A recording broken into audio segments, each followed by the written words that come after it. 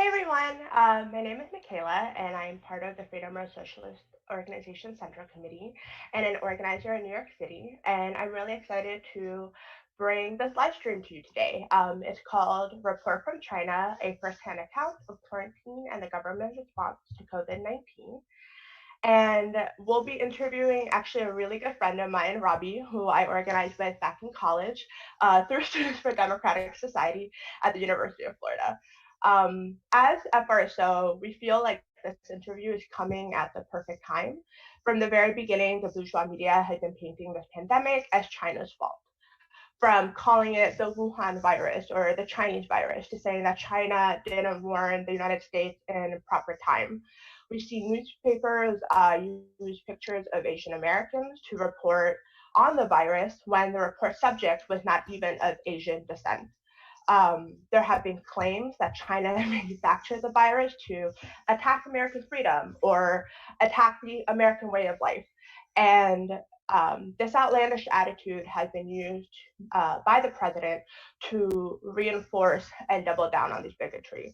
We saw it just last week when an Asian American reporter asked President Trump a simple question, and he balked during the question and told her to ask China. We've also seen this rise of bigotry result in violence and willful ignorance when it comes to dealing with COVID-19. As a socialist organization, we understand that besmirching a whole country, its people, and immigrants from that region is a tool to uphold U.S. supremacy and imperialism throughout the world and pull sheep's wool over the American public. It's gotten so bad that actually elected U.S. officials are aiming to sue the whole country of China. So today we hope to dispel some of those rumors, learn about the timeline of the virus in China, and find out how people are trying to find a new normal after quarantine. So I want to officially introduce Robbie, who I'll be talking to today. Robbie, as I mentioned, is my former college roommate, and I organized with him in the student movement. And today he's actually an English teacher in Shenzhen, China. Robbie, if I mispronounce that, please let me know and call me out. Yes. And so he's a teacher in Shenzhen, China, and he was quarantined with the rest of the country. And honestly, I'm really excited to hear about what he went through and what he learned. And I'm happy that you're joining us. Hi, Robbie. How are you? Hey, thank you for having me. This is certainly a new, interesting experience. Yeah, I mean, how are you doing today? I know it's 11 a.m. on the East Coast where I am, and it's what time? So it's 11 p.m. It's exactly a 12-hour difference. Ooh, okay, well, I'm glad you are taking your Saturday night to hang out with us instead of doing something fun. No, I'm kidding. This is really fun. No, this is a lot of fun, really. Well, I'm glad you're here. I guess we can kind of jump into it because I know people are really curious and people really want to know, I guess, the truth about what happened. But I want to know more about your day-to-day. Like, what was kind of your daily life as a teacher in Shenzhen right before the quarantine, or like, what was your daily life like? Yeah, so as you said, my name's Robbie. I live in Shenzhen, China. I've been here for almost 5 years now, and I'm an English teacher. And so, like, my daily life, not so much different as it was in America. Wake up, go to school, see the kids, lesson planning, office hours, that kind of thing. Go to the gym after you're done, make dinner, go to sleep, that kind of thing. Very, very similar to here. And everything was pretty normal. Unfortunately, the schools, they've been closed down since the beginning of January, and they actually just recently opened up the last 2 weeks. So we've been really busy getting prepared for all of the students to come back. And so today was really, really nice to just have a day to relax, do absolutely nothing. I watched some Futurama. I played some video games, so it was really nice. That's great. Actually, what video game are you playing? Because I am now getting into video games, so I'm just like a little curious. What video game are you playing right now? Recently, I've been playing a lot of Animal Crossing. I'm trying to get my town. I'm actually doing something kind of nerdy. I'm trying to make a replica of Hyrule from The Legend of Zelda for any of my Nintendo fans out there. I've also been playing Dragon Quest and trying to get back into playing some online poker too. But That's yeah. cool. Mhm. Animal Crossing has become the pandemic video game of choice in the United States too, so I appreciate that little crossover. Um, so I guess maybe my next question is, while you lived in China, and you grew up in the U.S., you grew up in Florida, like me, what are some of the major differences you initially saw from when moving from the U.S. to China, and like, was there a culture shock? Were there some things that you're like, oh my God, this would never happen back home, or yeah, So you mean just kind of like what are some of the differences here between like life in China versus life in America, like that kind of thing? yeah, Yeah. So like when I initially moved out here, this was actually my third time being in China. I had studied 2 times before when I was at UF. And so I was already pretty like well accustomed to, um, like kind of what to expect. So that first initial culture shock was what I experienced back, like coming for the first time. So I was pretty well prepared for it when I came here. But life is pretty similar here.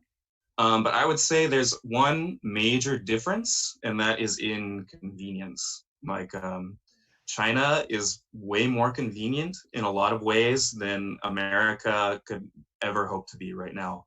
Like for instance, everything is done on your phone, and there's like a whole host of apps that people use. Like there's one really big one called WeChat that people use for just about everything. Like it's like WhatsApp.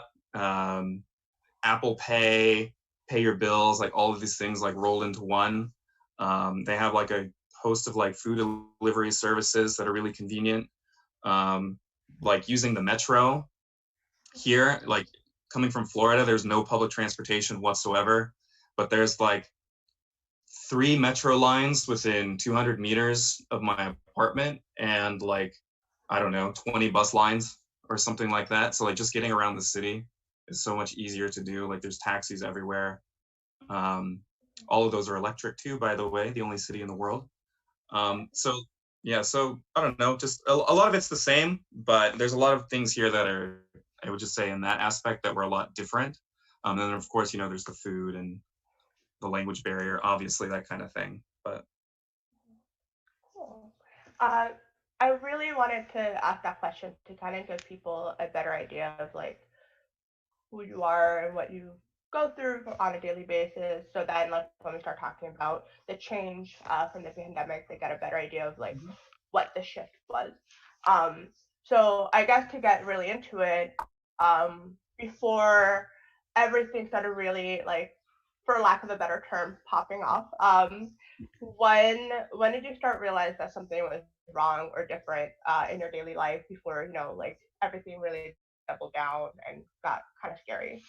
so we really started hearing the news at around late December, early January, right as our semester was closing down for the Chinese New Year.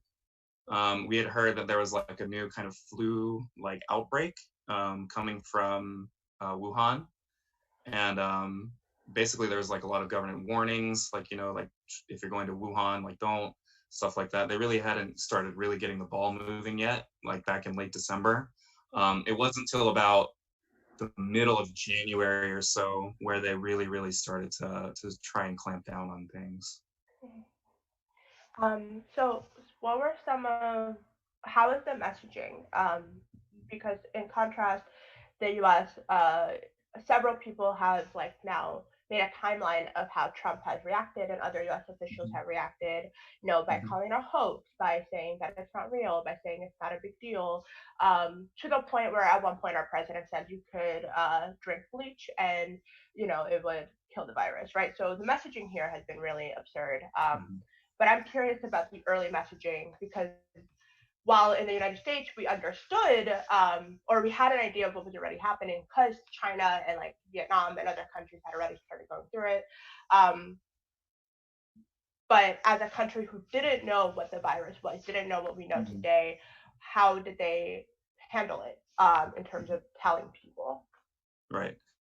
So like things when they first started here, there was a lot of misinformation Like they weren't sure if it was just like a new strain of flu. Like they weren't sure if it was a coronavirus. They weren't really sure at all what they were doing. But once they kind of like did a little bit more tests and figured it out and realized that they had a new strain of coronavirus on their hands, the central government here, they actually worked really, really quickly to try and like control the situation, start implementing like a massive scale plan that they would institute. So for instance, like Wuhan was the first city to start getting closed down. I think that started at like February 6th, I want to say. Around that time was the first day. That's when they closed down the entire city of Wuhan. Basically, like they stopped the metro lines, like public transportation halted, encouraged people to stay in their homes, that kind of thing. And then it slowly rolled out to the rest of the country over the course of February. So I was actually on a short vacation in Bali in late January. And then when I got back, there was about a week or so where that's when things started to get rolled out in Guangdong, where I live here in Shenzhen. So first thing that they said was everyone had to wear a mask. It became compulsory to do that. So like the exact opposite of what Trump has said in America and like what people are doing. Like, and I still see pictures of people in America not wearing masks, whereas it's the opposite here. Like even though there's not a lot of new cases going on, everyone still has a mask on outside in public. Like you actually get stared at if you don't have a mask on. So that was the very, very first thing that they said is everyone needs to wear a mask. Then the second thing that they said is they started encouraging people to stay at home, buying food supplies, buying medical supplies, prescription drugs, anything that you might need in case of like a long-term shutdown. And one of the other things that they decided to do was because the virus started over Chinese New Year, which is basically a period where it's like Thanksgiving, New Year's all kind of just rolled into one. So it's like a big holiday where everyone travels home. They just encourage people to stay there. So like to stay with your families for like an extra 2 weeks or something. Don't get on a train, don't get on a plane, don't go anywhere. Just kind of like extending that holiday period. So it kind of worked out that way when they were trying to encourage people to not travel as much. So those were like some of the first initial things that they did was get the masks, don't travel, stock up on supplies, make sure you start washing your hands and keep distance away from people, like limit small groups. And basically those were like the first initial policy guidelines that they rolled out. And this was, around like mid-February or so. Can you actually elaborate on the week leading up to you having to quarantine yourself? Like, what were some of your concerns? What were, versus like what the government was saying? There's like this rhetoric in the U.S. that the Chinese government has like a really tight, like authoritarian control on its people and the people living there, and they lied about numbers and all these things. So I'm really curious about how you were feeling in that week leading up to quarantine versus like the government's response, and if there was like a huge, dichotomy between them, or yeah, how did you feel? So I kind of likened it to preparing for a hurricane, like when I was in Florida, like, stock up on food supplies, like things like that. I wasn't really nervous at all. Like, in fact, everyone seemed very, very well prepared here. Around that time when I got back from my vacation, we were getting like 3 to 4 text messages a day from like our phone carriers, which are like navigated through the central government here. So there were like a whole host of like policy guidelines and stuff of like, this is what you should do. Like, don't panic, don't like needlessly travel, stuff like that. So we were just getting like all these things like every day, very clearly and concisely like laid out of like what to do. And so it definitely felt like that there was it definitely felt like the government had a handle of the situation here.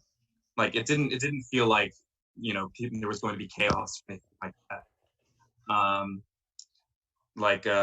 One of the things that I think I was initially worried about, that I was quite surprised, was I thought like, when preparing for a hurricane, sometimes there's like food shortages or something like that, or like we saw with the toilet paper.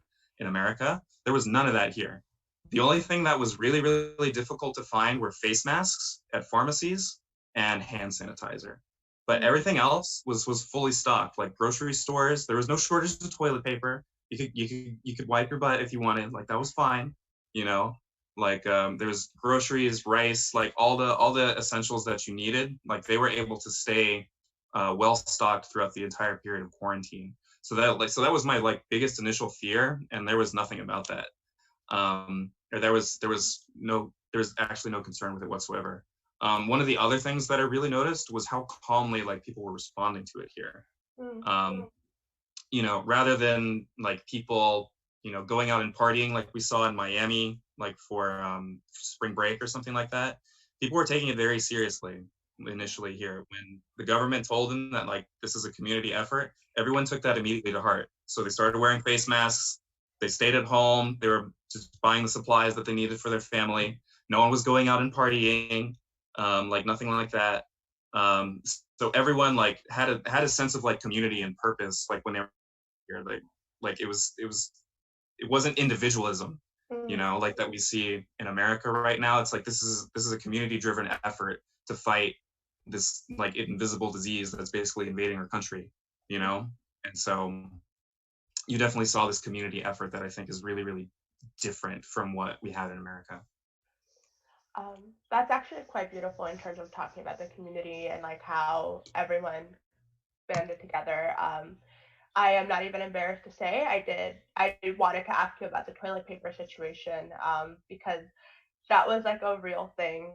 People were hoarding toilet paper here, and um, yeah, it was terrifying. But honestly, I would be in the same camp where I would be absolutely hoarding face masks because I love that stuff. Mm-hmm. So But you love face masks? I love face masks. You know this about me. Okay, right. So is there in that period as like you were entering quarantine, was there anything that you wish the government had told you about where that would have helped you prepare better now that you've like gone through it? Yeah. To be honest, not really. They did such a good job at the initial outset of this that like I don't really think that there was a way that they could have handled it like any better, like in terms of preparing people. Like slowly there were more policy measures implemented over the course of time. Like for instance, the first one was the face mask, and then eventually like if you were trying to go into a building, like into a shopping mall or a restaurant, or even into my own apartment building, they started doing what is it, like laser temperature scans, I guess, where like they basically do it on your wrist or on your forehead. And those were implemented absolutely everywhere. And so like a lot of the stuff that they told us, um, it was kind of like, okay, the central government has this plan, and then we're going to implement it down like through a smaller structure, right? So basically like the government says this, and then the central government's like, you're going to implement this, and then it would flow all the way down to like even just like the smallest building here. So like in my apartment building, my friend's apartment building, all the restaurants, like the big malls and stuff, they all had like the same posters that said like, this is how you wash your hands. If you touch a doorknob, you should wash your hands. Stay 6 feet away from everyone. Like all the same information was plastered everywhere. Like I remember coming into my building, they had it in, what was it, like 5 or 6 languages, like English, Mandarin, Cantonese, English, Korean, Japanese, and I think like Russian or something like that. 6 languages, like telling you like different things that you need to do, like to prepare yourself, like how to wash your hands, like things like that. Like they were so thorough with the amount of information that they gave us when this thing was going on that I really don't think that there was a way that they could have been any more clear about it. I know there was also, you'll be shocked to hear this, but when the US heard about different hospitals being built in 2 or 3 days, um, they derided it as almost like a negative thing, right? They were saying like, oh look, all these people have to work. This, I bet the hospitals won't even be built correctly, and they won't even be able to stand upright. And look at all these people that they're making work for 3 days straight to like build a hospital. But I guess what I'm curious about, were there other efforts that the government partook in or put money towards, etc., that like we don't know about? I know that's like a weird question, but um, yeah, because the hospital thing Um, to me was amazing. That they were able to build hospitals in a week. yeah, well, so we have to realize is that most of the effort to contain the virus, it happened in Wuhan itself. So there were only like sporadic cases like outside of Hubei, and outside of Wuhan. So like here in Guangdong, I think at the height we only had like a fraction of the amount of cases. I can't think of the actual number at the top of my head right now. Um, so here it was pretty fine. And what a lot of provinces actually ended up doing was sending medical equipment, sending medical staff and nurses and supplies. They sent it all to Wuhan, where the epicenter was. So I don't think that was talked about enough, like in Western media either. Like besides just the hospitals being built, because I think like over half the cases they were just in Wuhan itself. Um, and then I remember coming back here, like just as things were starting to open up, and like the I was walking around downtown one time, and they actually had on all of the skyscrapers here. They're all digitized, so there's like they have light shows and stuff. Yeah, it's crazy. Like if you've lived in New York to try and think about it, but it really feels like I don't know, some like futuristic like sci-fi movie or something like that here. But they just had all these pictures of Shenzhen doctors and nurses that had gone into Wuhan, and like they had them plastered up like rock stars here. So like China definitely did a good job, like actually like applauding like its medical staff and like the effort that people were putting in, to try and help one another out. Much better than like the subway and lifetime insurance advertisements and stuff that we're like getting like in America right now and stuff like that. Yeah, actually, right now, some of the biggest efforts is that the different state governments are flying Navy planes, like Air Force. I don't know. I'm not a military person, but like there's like Army jets The to Blue Angels. yeah to like applaud the nurses and healthcare workers, and it's such a waste of money because like to fly one of those planes is like thousands upon thousands of dollars even just in 1 hour, and this is when nurses are still demanding hazard pay and PPE Mm-hmm. to protect themselves while to protect themselves while like trying to help people. So that's incredible. Yeah, just one of those flyovers is worth, how many face masks and bodysuits for doctors, right? But let's worth it because it's how they feel that's important, not how healthy they are or how protected they are. Am I right? But okay, so I bet you've seen this that people in the U.S. have within like 4 weeks, barely a month of quarantine, or not even shelter in place, right? Because quarantine is such a hard word for people to swallow that different states have called it different things, such as shelter in place, or New York is called New York on pause. So people started getting really stir crazy within a few weeks of sheltering in place and not being able to go outside and get haircuts. So what did you do during quarantine? Like how long was your quarantine, and what did you do all day? Did you feel that urge to go out and get a haircut to the point where you needed to go to like a government building and protest? Was your quarantine that bad to have to do that? No, I never felt like that. On the haircut point, I cut my own hair and beard, so first off, no need there.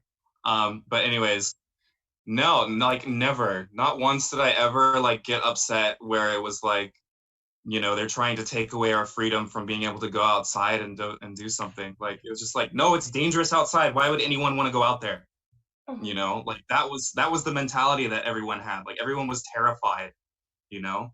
And it's something that I think was also not really talked about in the West that the government did here was they guaranteed pay for employees, right? Like there was a guaranteed minimum salary, and like the government actually stepped in to like help a lot of businesses like keep their employees.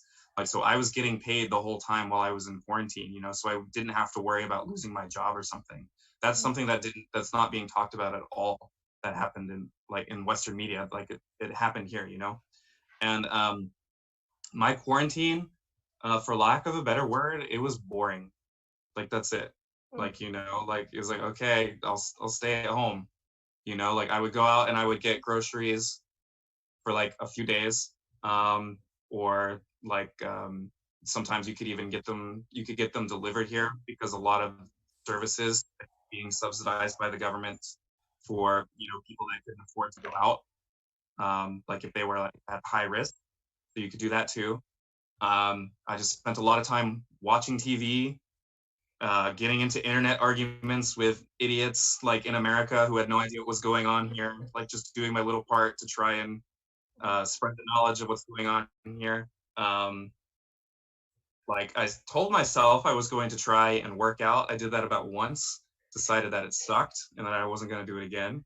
But yeah, just video games, TV, like just sleeping. Like that's what they asked us to do. Just stay at home, just keep away from people.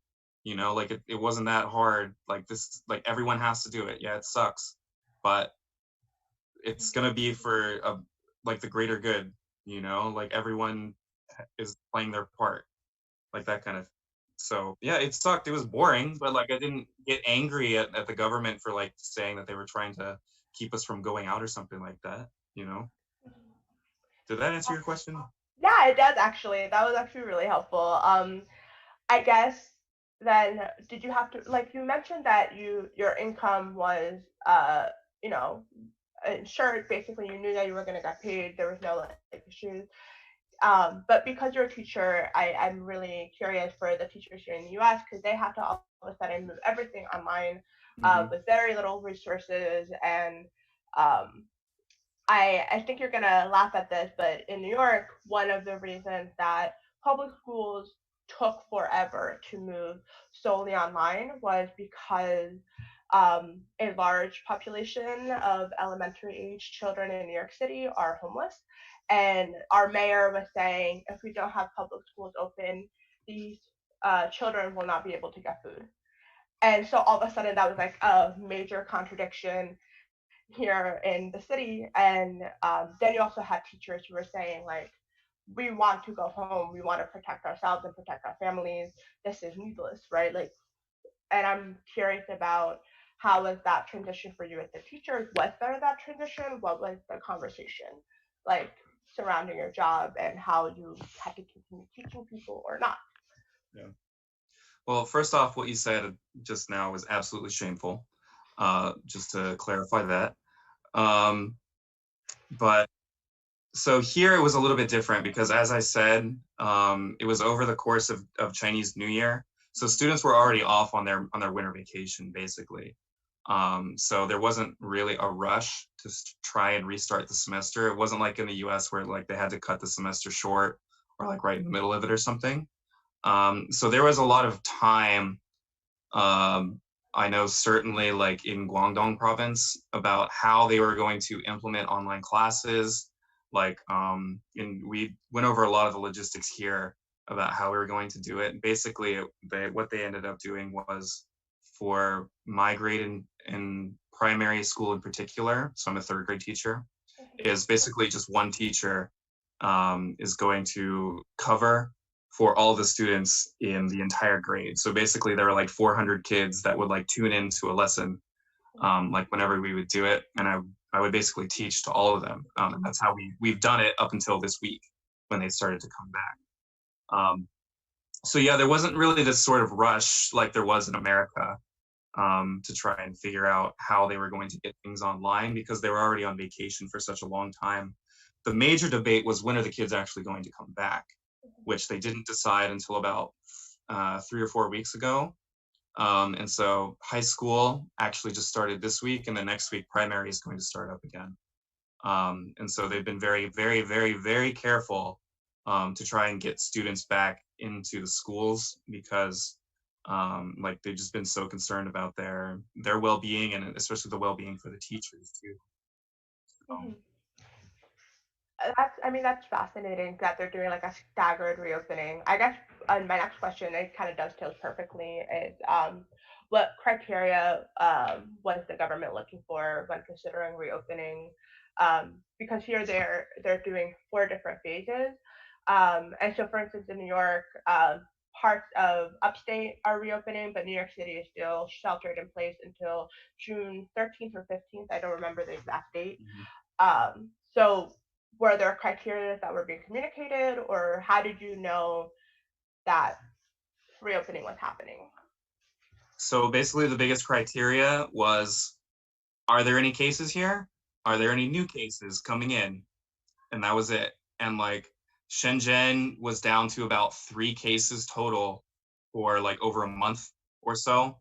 And when they realized that there weren't a lot of new cases coming in, that's when they decided like, okay, now it's probably safe to reopen the schools and let the students come back.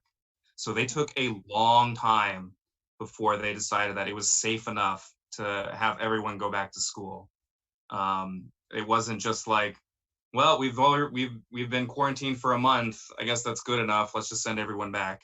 Like it's been the exact opposite as what happened in the U.S. In fact, if anything, they were overly cautious here about starting everything up again for the new semester. Oh, so there wasn't any talk about sacrificing grandparents for the economy. That wasn't a thing. Um, Nope, can't say so. Nope.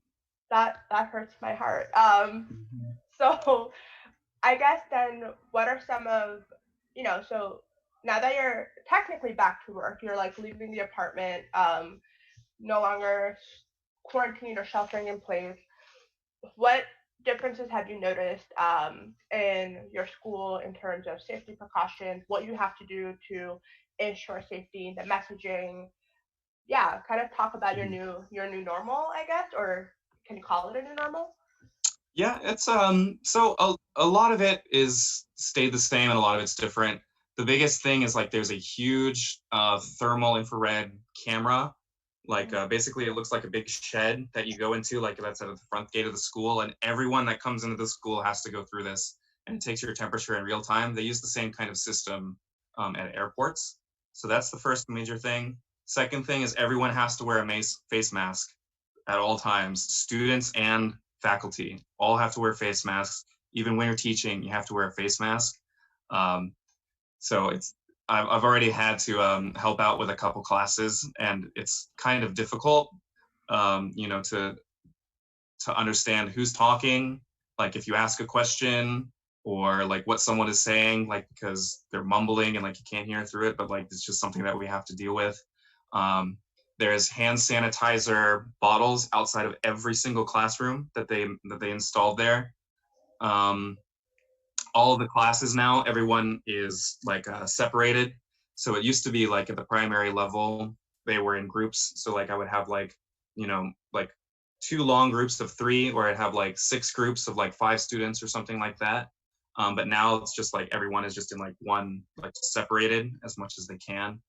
Um, let's see, whenever they eat in the canteens now, they have to socially distance. So like you can't have students like sitting directly like next to each other or anything like that. Um, yeah, that's pretty much it. Like for the most part, it's all relatively the same because they were so meticulous in trying to get everything ready to go that they just wanted to have as many safety precautions in place as they could. But other than that, it's the same. Oops, sorry, there. I don't know if you can hear it. There's music from my neighborhood. Sorry, but okay. Is it a tarantella? Yeah, my neighbors like to party every once in a while. It's wild. They'll like sit on their stoop and just like play music, and I'm like, oh my god, be safe. Yeah, I'm in. So, um, so is there something that you miss doing, even though you're back at work? Now that I guess it's new normal, but is there something that you are still not able to do that you wish you could do? Well, just me in general is something that I've hated since high school is waking up early. So that's it. But that's just a normal fact of life that I have to do. I wish I could just, wake up at the crack of noon every day, like I was doing in quarantine. That was quite nice. But other than that, no, nothing really. Like for the most part, everything's back to normal here now. So, Well, I guess this is more of like a spicy question. So like we've talked, Sichuan spicy. yeah, like I think it's a little petty too. I'm very Okay. curious about it. So uh, as you know, there has been a lot of Hello. uh, anti-China rhetoric. And Reverb. yep, there has Remix. been a lot of anti-China rhetoric in the U.S. and the attitude has been like really terrible. I'm really wondering if like how what you've noticed people's attitude are towards the rest of the world. Because I know like Italy was hit really hard, but China was able to send doctors to Italy and help. So obviously, and then like after that, the Italian Prime Minister signed on to the Belt and Road initiative. So I'm just like really curious, like what are some of the attitudes that you've seen? Are people laughing at us because if they are fair, right? But yeah, I'm wondering what you've seen or heard or yeah. Yeah. So like a lot of conversations that I've had with Chinese people and then with foreigners from non-American countries, the same reaction always comes up every time I bring up the United States and how they're handling it. Is just like, what the flying elephants is going on over there? You know, like what are they doing? Like they're just running around with, like chickens with their heads cut off. It's like they see all the news reports of like people getting into fights for, like getting told to wear a mask or something like that, or like what you mentioned earlier, like the lieutenant governor of Texas saying like we're going to sacrifice grandma for the good of the economy or something. Like people are just like, what is going on over there? Like they have no conception of it. Like I remember I had a conversation with one of my coworkers who's Chinese, and basically she was like, well, shouldn't America, their government, shouldn't they be encouraging people to stay home? Shouldn't they, be helping people keep their jobs? Shouldn't they be giving people money so that they don't starve? Shouldn't they be like getting groceries so that everyone can still eat? Why is America not doing that? I don't understand. And I'm just like sitting there dumbfounded too. And I'm like, you know what? If you figure it out, your guess is as good as mine. Like you should tell me because I don't know either, you know? Like that's just the way that capitalism in America works. Okay? Like it's only good for the wealthy, you know? And people here, they can't even begin to conceptualize what the crisis is like there. Like after experiencing it here, where everything was so streamlined and well thought out and planned, like it's just complete anarchy what's going on in America. And people, they can't even wrap their heads around it. Honestly, that like hurts to hear because that is what a lot of people are talking about here as well, right? Like if yes, there's that small pocket of honestly petty bourgeois individuals who own the hair salons and own the restaurants who are demanding that the economy reopen. It's very rarely the workers who are saying like, ah yes, I want to go back to work, Mm-hmm. right? It's so the people who actually want the economy to reopen are business owners or small business owners. Um, and so to hear that like the general consensus is that we've lost it, that we're It's sending buffoonery. That's what they say, it, to oh use my an old goodness. Gainesville term. Yeah, that brought me back to college. It is buffoonery. It is absolutely bonkers. So I guess maybe the last thing I want to ask before we go into Q&A, I'm gonna put this out there, folks. Robbie's still here for a couple more minutes, so ask your questions in the chat. Go ahead. I'll ask them to him. And yeah, so put your questions in the chat. Now is the time to ask them if you're curious about life in China during the pandemic. But I guess my last question is there something that you wish the everyday US person would pay attention to or know or just like consider as we move through the pandemic from, the belly of the beast, from an imperialist center? Um, Yeah, I think like with all of these new movements, like to reopen the country, you're starting to see it creep into a lot of working class people's mindsets also. Is like, well, I've lost my job, or like I can't work right now, like I'm getting money. And so you see a lot of people that of being misplaced right now, you know? Rather than like being angry at the government for saying that you need to stay home, they should be angry at the government for being like, why are you not protecting me? Why are you not allowing me to provide for my family? Like, why is there no social safety net? And I think that's what a lot of the messaging um, that is kind of getting lost with working class people here is that you shouldn't be mad that you can't go out and like go to the gym, or like you can't go to the bar or something like that. Like it's a community effort. What you should be mad about is that you have people in power that are doing nothing to help you or your family. And I think that if you message away from the people in China here is that it is a community effort, and that everyone needs to do their part to do it.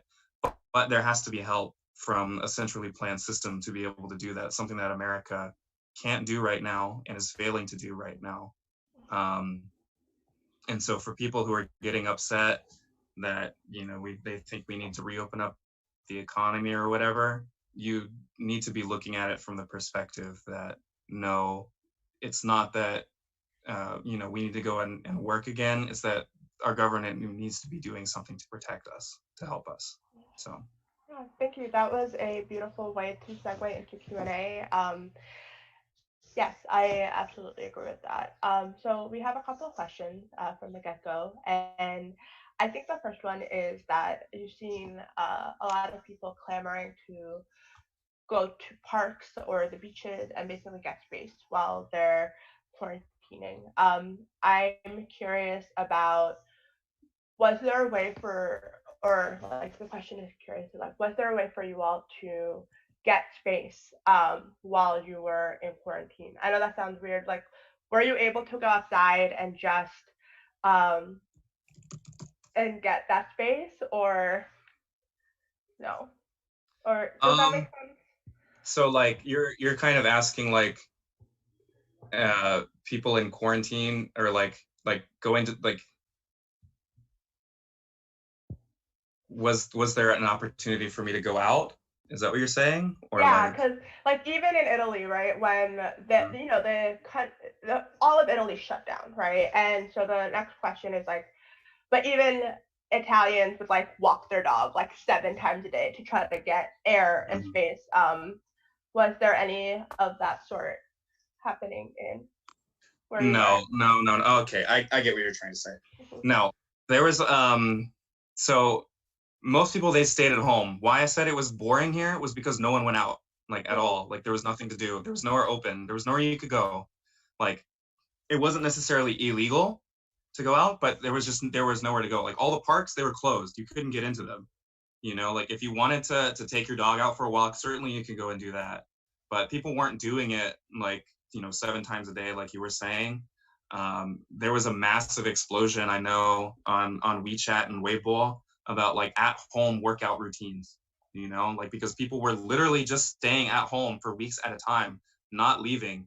Like the only time that they would go is like to go to the grocery store, or like go to a pharmacy. Like that was it. People were actually staying at home, not like this pseudo sort of like half-baked scheme that you see in like most American states right now. Like people were actually staying at home. They weren't going out. They weren't going anywhere. So you definitely saw a lot of like cabin fever going on. I certainly got it. So. Okay, I think it actually segues perfectly to the next question. The question is, how was the cops' response? So I guess to give context to that question, when, for instance, Governor Cuomo said that everybody must wear a mask when leaving your apartment, a lot of leftists in New York were worried because all of a sudden making it illegal or making it mandatory to wear a mask would mean that the cops were to target people. And we already saw a rise of Black and Brown people being targeted for not social distancing. So when summons came in, it was that like 48 of the 50 people who received summons for not social distancing were Black and Brown. Mm-hmm. And so people were really worried that without the government providing masks, people who aren't able to have face coverings would be further targeted. So I'm curious about how are the cops in your neighborhood day to day? Mm-hmm. Did you see them helping people or hurting people? Yeah. So no. Like there wasn't any targeting or anything like what you're seeing in New York or anything like that. Um, the one time that I can think of actually hearing about something was when there was a person on the metro who wasn't wearing a face mask, and he was escorted out and told to go get a face mask before he could come back on. That was like the biggest controversial moment that I can think of during the entire quarantine here, having to do with anything with the police. Like for the most part, I think that they were just helping out. Like they were just helping out, like working security at like big malls and stuff like that, and um, coordinating like different like food delivery systems and stuff like that. Like there, you didn't hear about any sort of the stuff that you see going on in New York or anywhere like that. That's again, what a difference. So someone we both know from college, Cassia, asked a really long question that Hi, Cassia. I'm gonna attempt to read this.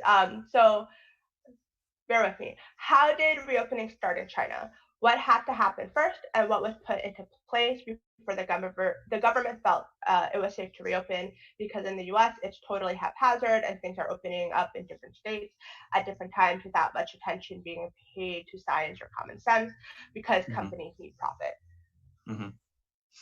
Mm-hmm. Yeah, so I guess we never really did get into how the opening up process works. So good job, Cassia. Excellent question. I see you've been doing your homework, as a good teacher should. So yeah, so the process basically, like how we started the quarantine, it was a similar way how we ended the quarantine, right? So things were kind of piecemeal in how they happened. Like slowly they would lift up other restrictions and then try and let people um, like back into society, like on a greater level. So like first, they opened up like essential businesses, like pharmacies and grocery stores. Those always just remained open. And then some businesses, like they started to go back to work like online that we're seeing here.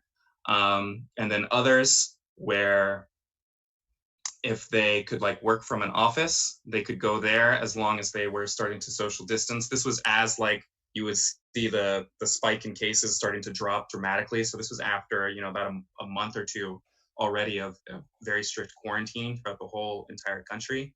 So they were saying like, okay, some businesses can start to reopen as long as you do X, Y, and Z, being like wear a face mask, temperature checks like every time you go in, social distancing, wash your hands, like those kinds of things. Um, Public transportation remained open in Shenzhen for the entire time. Restaurants also started to open up around the same time that businesses did. So, around, I want to say late February, no, later than that, like about beginning of March, mid March or so, I want to say is like when restaurants really started to open up. Shopping malls all started to open up. But every time you would go into a restaurant, they would take your temperature. You had to sign in with an app on your phone that tracked your whereabouts, like where you'd been, like in the last 2 weeks, basically. Like if you had been out of the province, like if you'd been on the metro, something like that. Like you always had to sign in with this app on your phone.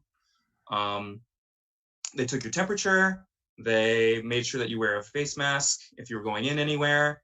There was 50% capacity seating for all restaurants. And then eventually like more and more things just like started to open up too. So even now today, like I still get my temperature checked whenever I come back into my apartment. People are still wearing face masks everywhere. There's still temperature checks and signing in whenever you go to a restaurant, but seating capacity is not the same as it was. Now it's kind of more back to normal. And then now the schools have reopened up. So that's kind of like the last thing that they were they were preparing for. They wanted to make sure that everything was safe. All of this was done, measured based on the amount of cases that there were in the province. So as the cases were going down, then they said, okay, now it's safe to open this again. Now we're not going to overload our hospitals, so it's safe that we can, have like people congregating in parks again, or that kind of thing. So I think like about 3 months ago, all the nightclubs reopened again. Or sorry, 3 weeks ago, all the nightclubs reopened again. Yeah, 3 months ago. No, 3 weeks ago. So like that's something that I can't even imagine happening in America right now. But they were very, very careful to say that we can't do it until we're absolutely sure that all the situation is completely under control here. No, that makes sense. That was actually a very good question. Thank you, Cassia. I have another question from the chat. Watch out, Cassia. Did people sing? So I don't know if you saw the videos from Italy, and then in New York we clap every day at 7. Was there, and I part of me thinks that was created because the government didn't foster that sense of community amongst people. Like, people have to find their own sense of community amongst themselves. So I'm just wondering if you saw anything like that with your neighbors, or this collective, like, let's cure boredom through song. No, other than the lady who lives somewhere in my building that thinks it's a good idea to practice her Chinese opera at 8:30 in the morning every day. No one was singing like that you saw in Italy or anything like that. There was a lot of like programming on the television about like 24 hours like news coverage about it, like, but no singing, unfortunately. We also have another question from someone we knew in college. So Justin asks, do you think there will be a second wave? I'm super worried about that here in New York and the United States in general, and I'm curious if that's a fear in China. Yo, Justin, how's it going? No, I mean, they are very, very worried about a second wave here, but they're doing absolutely everything in their power to make sure that it doesn't happen. Most of the new cases now are imported from Chinese nationals coming home. I think it's like 95% of the new cases are actually just people that get it from abroad and then come back. But whenever you do, you have to get tested, and you have to undergo a mandatory 14-day quarantine. So they're trying to do everything that they can in their power to make sure that there's not going to be a second wave. How that is different from America is, in America, the first wave never even ended. Like, we just had a half-assed stay-at-home measure, and some states didn't even do it in the first place, and now they're reopening. So can you even call that a second wave if the first wave hasn't even really concluded yet? But yeah, they're super concerned about a second wave. It's why they took so long to get all the schools back in order, was because they're really terrified of it. But I think they're doing everything in their power to make sure it doesn't happen. So Jessica asks, how do you think the coronavirus will affect the future of the U.S.? Do you think it will usher in a new era where existing contradictions will be magnified and people will see the need to fight for a new system? I mean, absolutely. Like, if you just compare how a socialist country like China or even Vietnam or Cuba, how they managed to handle this situation versus what is looked at as the shining beacon of capitalism in America, how they handle it. Like, I think that you're going to see a lot of people trying to come to terms with that. The system that we have in place in America is not something that works for the vast majority of people, especially with unemployment going to be on the rise. People are going to think about how their companies treated them, how the Trump administration did absolutely nothing, how they just let their family die, and their friends and their coworkers and all these other horrible, horrible situations that came about just because of all this terrible policy that was in place in America. Like, I think you're going to have a tremendous amount of people that are going to be very radicalized by what happened. Like, they're going to say, like, how the hell could a country that I've always been told cared about us and our citizens, like, how could they let this happen to us? And then, like, all they have to do is just turn their heads and look and see what China did. or what Vietnam did, and just see that there's much better opportunity out there.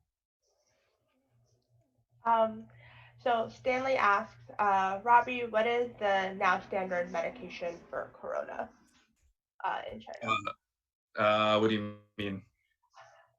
I think and I'm gonna paraphrase. So Stanley, if you want to clarify in the chat, let us know.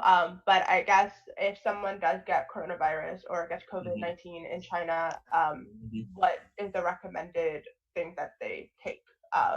Or do you know what they're prescribing? I have no idea. I really don't. I'm sorry.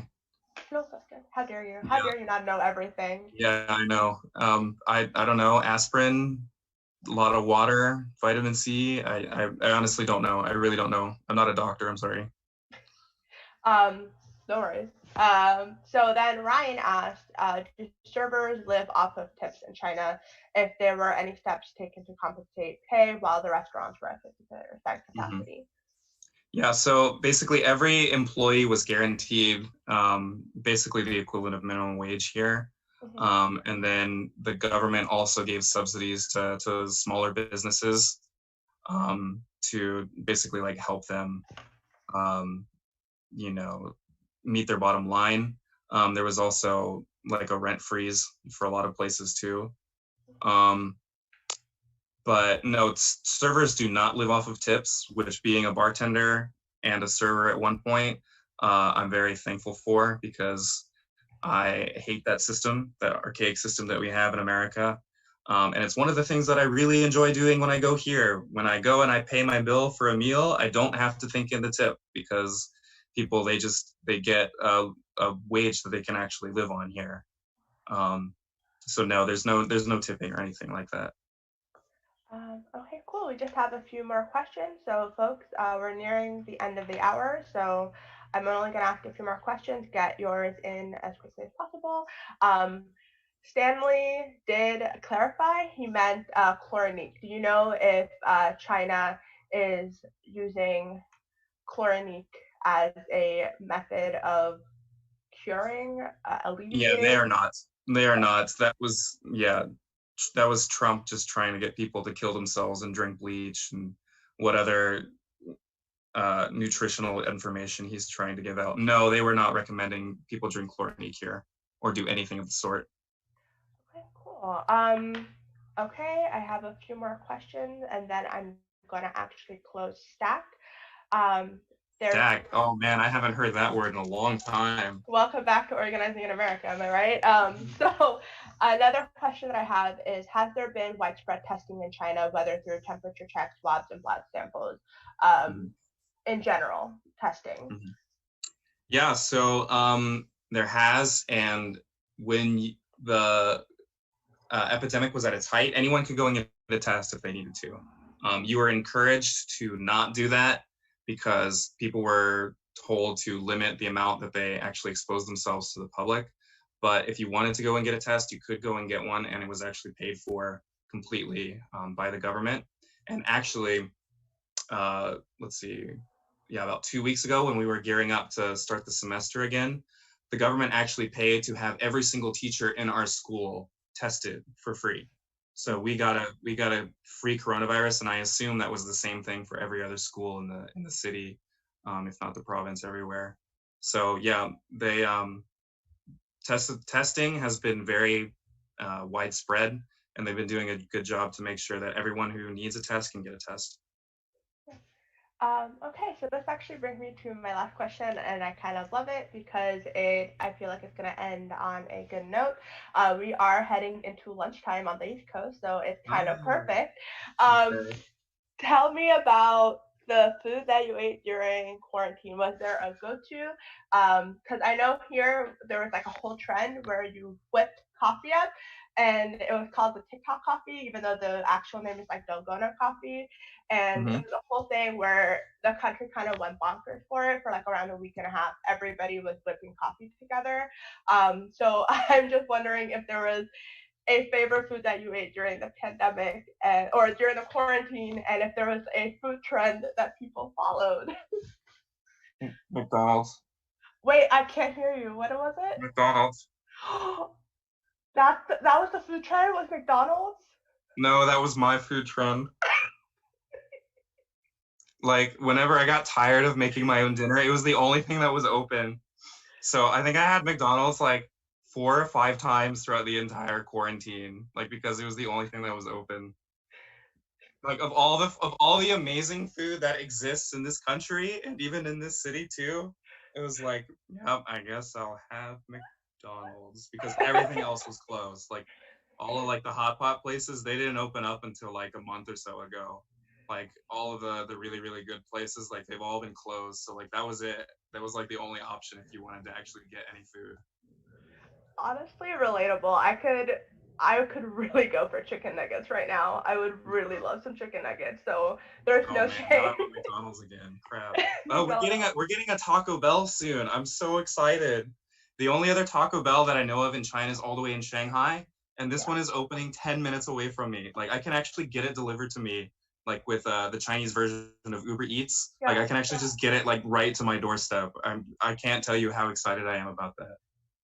You're gonna have a great time. This is a great way to Yeah, and again, reopen. I feel like such a Philistine too, because it's like with all the history of like and like the amazing Chinese food that like is around here, and like we've got like great Korean restaurants and stuff too, like amazing like Italian places and stuff. And I'm like, here I am sitting here. I'm like, yes, Taco Bell. I can't wait. I'm such like a stupid little American boy. No, relatable. Taco Bell's delicious. I like again. I could go for chicken nuggets from McDonald's right now. There is Mhm. one like a 5 minute walk from me, and I still haven't gone. But honestly, I might do that for lunch because now I'm craving it. Yeah. But Robbie, thank you so much. That was my last Yeah. question. Thank you. I super appreciated you talking to us, and I know it's super late on a Saturday night. And as you mentioned, like the Yeah. nightclubs and bars are reopening, so you could have been going out, but instead you hung out with us. And No, made it's great. I had a lot of fun. and you made our honestly our shelter in place a little bit brighter today. So thank you so much. Okay. I'm glad. To everybody watching, if you're interested in knowing more about Freedom Road, definitely go to our website, which is FRSO.org. If you're interested in joining Freedom Road, FRSO.org/join. And yeah, let's talk about socialism. We're here through the Facebook page or our website. And thank you so much for joining us. And I hope you have a great rest of your Saturday. 谢谢，再见. This is like a Asian I love you, by the way. Oh my God, the Kasamas do this. Yeah, it's like a heart. See, like that. Thank Okay. you. All right. Bye bye. Bye.